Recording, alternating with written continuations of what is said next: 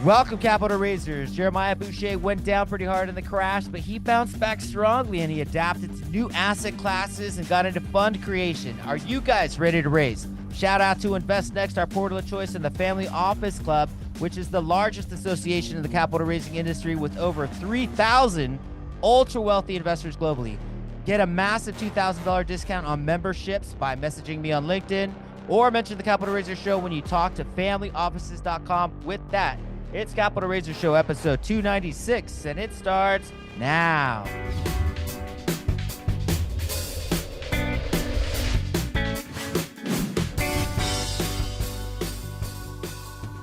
Rock and roll. I got Jeremiah Boucher on the Capital Raiser Show. Welcome, my friend. How you doing, brother? Hey, thanks, Ruben. Doing well. That's good to have you, man. We met at the Family Office Club at one of these events. We can't even remember where, if it was in Newport or New York. Anyways, good to have you. The Capital Raisers Show Season 4, powered by the Family Office Club, which we are both part of, or at least go visit them frequently. So let's start with the audience in mind that hasn't met Jeremiah Boucher. Tell us a little bit about your background, how you got involved in commercial real estate, and what kind of asset classes.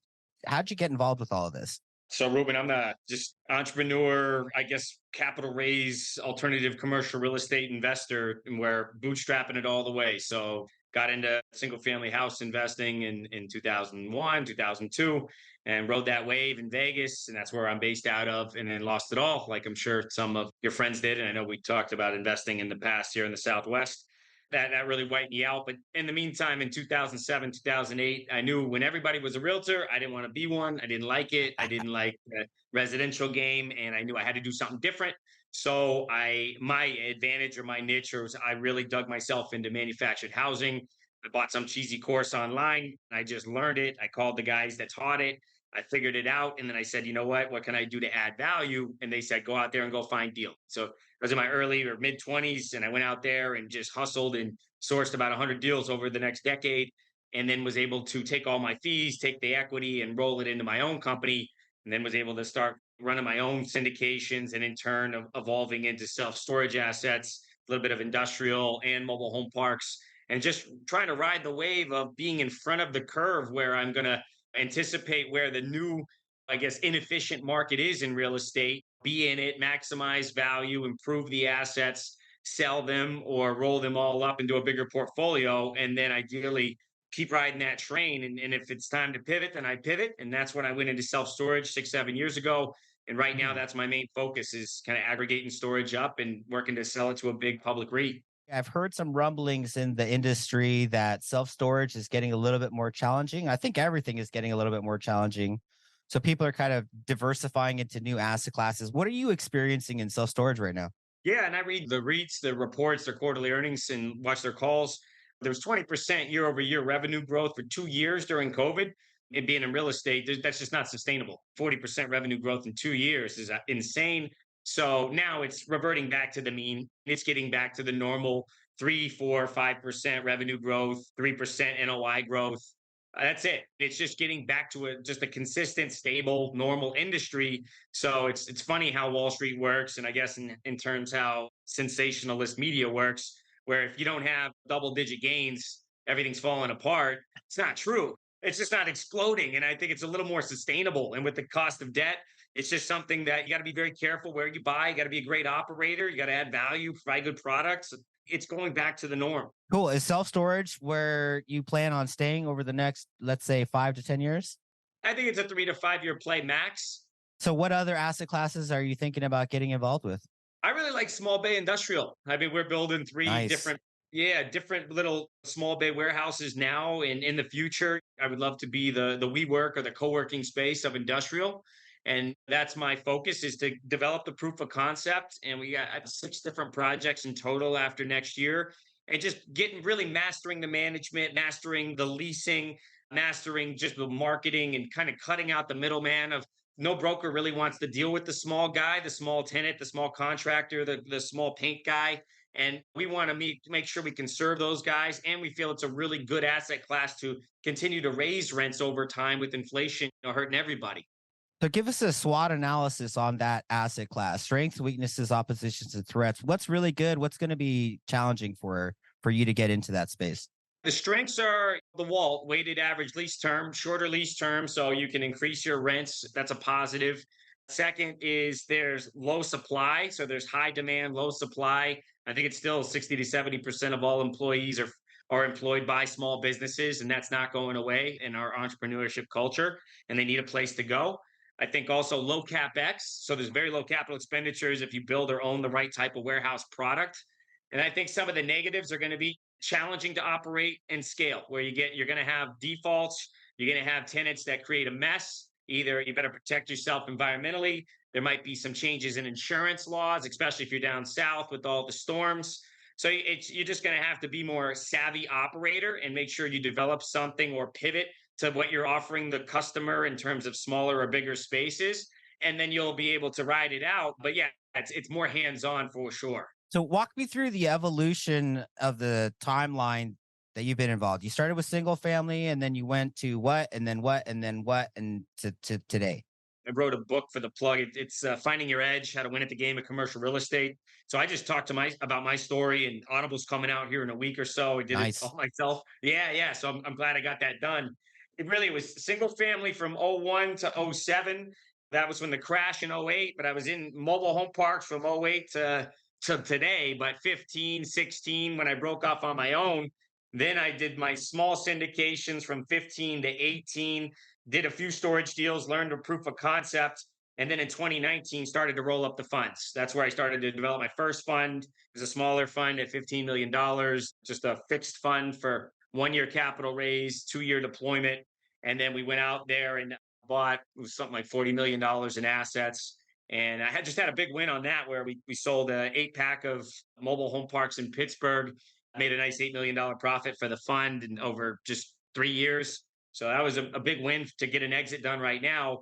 As mobile home parks, I started to sell those off in that 2019, 2020, right before COVID. I was ramping up in storage. So I went out and bought a lot of these smaller storage facilities in tertiary markets. And that's when I also started to start develop and buy some small bay warehouse. Cool. So times have been changing. Obviously, to be in single family today is very different than it was in '03.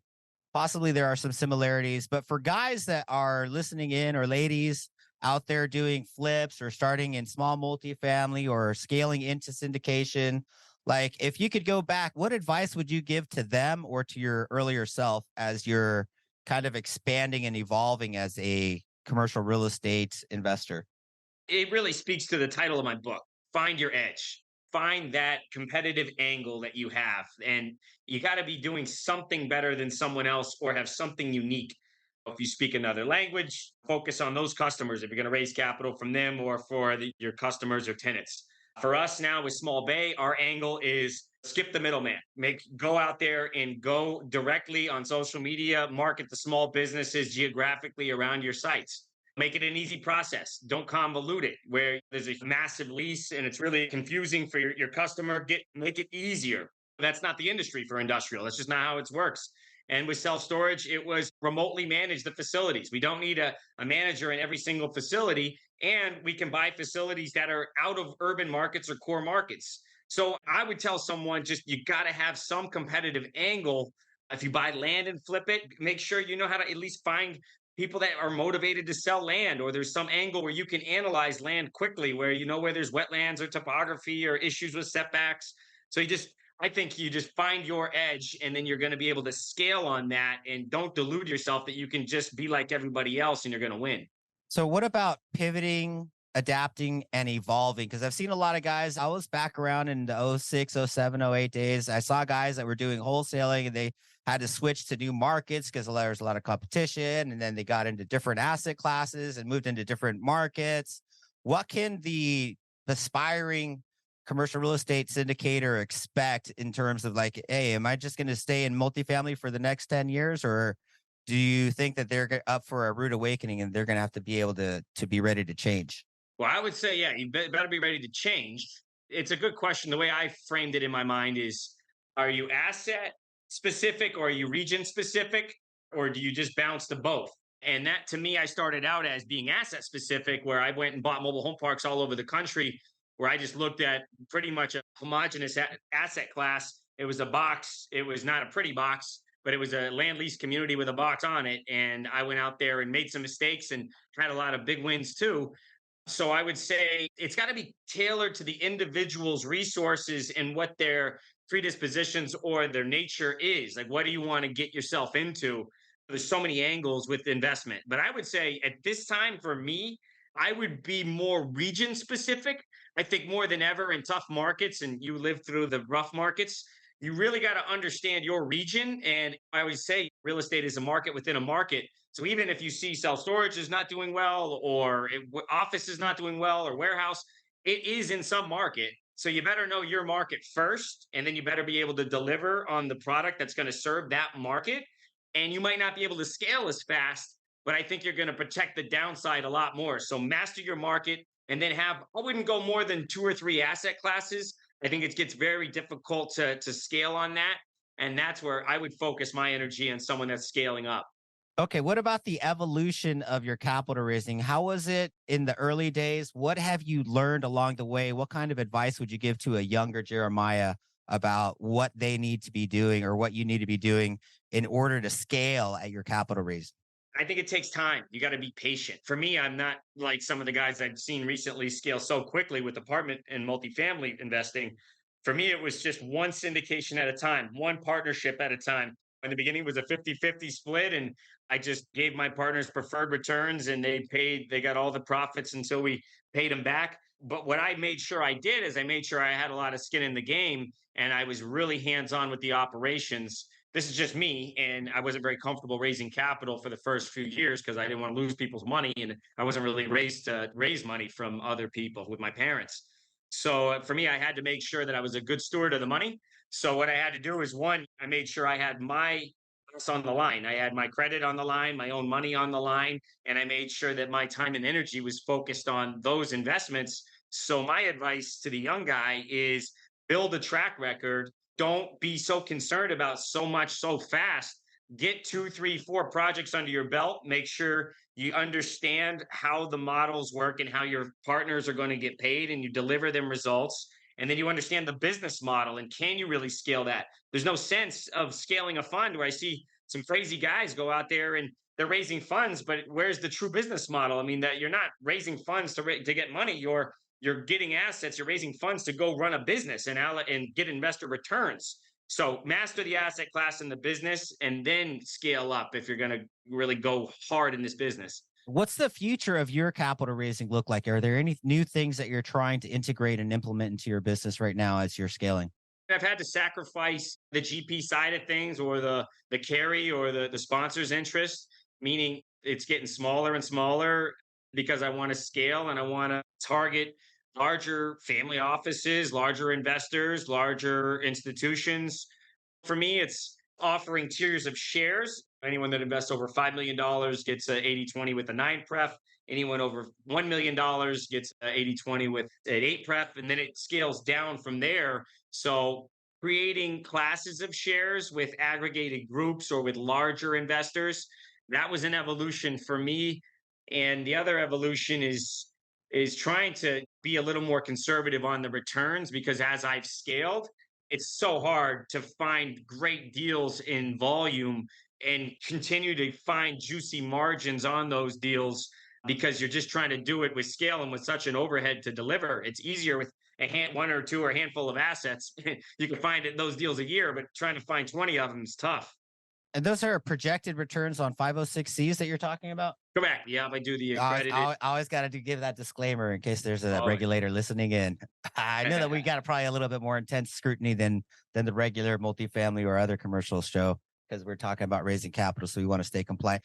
Hey, so I want to talk real quick because I know we're going to keep it short today. How about we go into partnership creation and scaling a business from a team perspective? Because I think a lot of people think, like, I want to get into a GP and own a large commercial real estate asset, and they don't realize that they're going to partner with so many people and have to manage virtual assistants and get a COO and some other people to help them scale and everything else. And they're in for a rude awakening if they're not prepared to lead people. Would you agree with that statement? Tell me about your oh, experiences there. Oh, yeah. There's a big difference between an investor and a business owner or visionary or a CEO. Huge difference. In the beginning, I was a pure real estate investor that could find great deals and execute on some value add strategies and exit and make some money to the partners. But over time, I realized in any way of scaling capital raising or deal volume or in construction and development and operations, you better have a tight team. So I feel I'm getting a lot better at it over the last 2 years, but my activities are leading and guiding. And what that means, and the feedback even from my team over the last few years, is clarity and communication. And that clarity is, where are we going together? What are we striving for? And with that clarity, I had to refine and I had to strip away a lot of things that were really wasting our time. And I'm still doing that to this day. A lot of decisions that I wasn't clear myself on where the company was going. So years ago, making some investments that really aren't the core strategy, which diverts resources away from all the other team. And we only have a limited resources for all your team, anyone here. So it's getting super clear on what those metrics are and how we're going to hit those and how we're going to measure those. And then how I can delegate and elevate these core team members that I incentivize with GP structure so that we meet these deliverables and we meet this overall vision for the company. But I would say, Ruben, yeah, there's just four key players, at least in my company, in terms of the actual strategy of adding value in commercial real estate. I mean, you got to have acquisitions down, you got to have fundraising down, which includes accounting. You got to have operations down where you're managing it right. And you got to have construction, CapEx, and development if you're going to improve these assets. So, like those four people, if you don't have a key leader or quarterback in those departments, you're deluding yourself that you can handle it all and they're going to be able to scale. Cool. Lots of fire in this so far. All right, let's jump into the lightning round. I'll start with best vacation. The best vacation is the long ones. Just long, just nice to just get off the grid. So Brazil, Japan, not one spot. It's just bouncing around and doing it for a month and a half. Are you one of these guys that plans everything or just kind of go and wherever you end up is cool? I got just like a handful of initiatives and that's it. So it's not I know what 5 things I'm going to do and then I let it evolve. Favorite book of any kind? Philosophical book. I love The Fountainhead. It's a really good one by Ayn Rand. That's from a philosophical standpoint. From an autobiography and on Audible, I love Andre Agassi's Open. That's just a great story about him and his life and his mindset around just competing in tennis. I guess I'm jumping to my favorite movie. I guess my favorite movie is Fight Club. All right. How much of your success do you attribute to mindset? 80-20. And of course, you got to have the right plan. You got to have the right strategy, but you got to buckle down and do the work. But if you're chasing the sunset in the wrong direction, you're never going to make it. I think it's 80% is mindset. Cool. How long do you want to live? 100. Best way to raise capital from your perspective? Short answer. Networking groups. Can you tell me about a moment that changed the trajectory of your life? Hitting bottom while dropping out of college. What would you need in order to 10x your business? Leadership, I would say elevating a few key leaders, 2 more key leaders in the company. Awesome. What is a capital raising mistake you see people doing? Too much, too fast, too much hype. I want real substance and I want real proof in the actual execution of the investment. Love it. Do your spiritual philosophies have anything to do with your success in business? For sure. I would say concisely, it's whatever you put out in the world, the energy that you put out is what you get back. That's fantastic. All right, a couple more questions. Have you ever experienced a miracle or had a near-death experience? Yeah. I've just been on some tight spaces, climbing some really bad mountains that I got real close to feeling like, oh man, there's no movie soundtrack going on in the background. I got to figure out a way to get out of this thing. And then some close calls, just being a knucklehead in high schools. Yeah, I believe there's a reason we do what we do. And I think every challenge creates who we are. Cool. Last question brought to you by Shanna Amigo, one of our great listeners. She would like to know, what impact would you like to leave in the world? I love nature. My mom's a biologist. I grew up as a Boy Scout. I want to leave parks and libraries. I want people to be outdoors, a lot of outdoor involvement. I love that answer. All right, cool, man. Shout out to the Capital Raiser Nation. Thanks for tuning in. Please leave us a 5-star written review. Shout out to our sponsors, Family Office Club and pitchstecks.com. All right, Jeremiah, how does the audience get a hold of you, my friend? PatriotHoldings.com or check the book out, Finding Your Edge on Amazon. Sweet. And any parting words of wisdom for the aspiring commercial real estate investor as they scale on their journey? It's going to get tough. So buckle down, Get good at the fundamentals. And if you're not fully committed, don't pretend to go do it. Just go do something else. Like it's going to take every bit of you right here. This isn't a part time gig. All right, hold on. I got to stop and just explore that a little bit more because one of the reasons I did not want to become an entrepreneur and I feared success was because I was afraid that I was going to have to work so damn hard that I would be trapped in this perpetual cycle of never being able to relax and chill out and go drink a beer in Sedona and take a week off. Now, I've recently studied some Napoleon Hill material where he's interviewing Andrew Carnegie, and Andrew Carnegie says that you have to not just work smart, but you do have to work your ass off really like next level hard, and I didn't want to accept that as a fact. Do you find that most successful people do actually have to work that hard? Or is it true that you can kind of live the who, not how, and delegate stuff and work smart and not have to work that crazy? I don't think they're diametric, Ruben. I think if you're an active investor and you want this, what we're talking about here, capital raising lifestyle and be the GP, there's a sacrifice and a price you got to pay. Obviously, an LP is different, and that's a price you got to do your homework, and that's less of a price you have to pay. But to concisely answer the question, Ruben, it's that your head. You're not working hard, you're thinking, you're processing, you're leading. We can live the lifestyle of being in Sedona, enjoying the outdoors and having a beer and relaxing, but you better be razor sharp. I've never seen anybody 100 million plus that's a slouch. They're very, very good at what they do in a very specific niche. Woo! All right, cool, man. Well, Hi, thanks for brother. joining us on the show, man. This has been a blast, dude. I look forward to Yeah, hanging out with you and following your progress.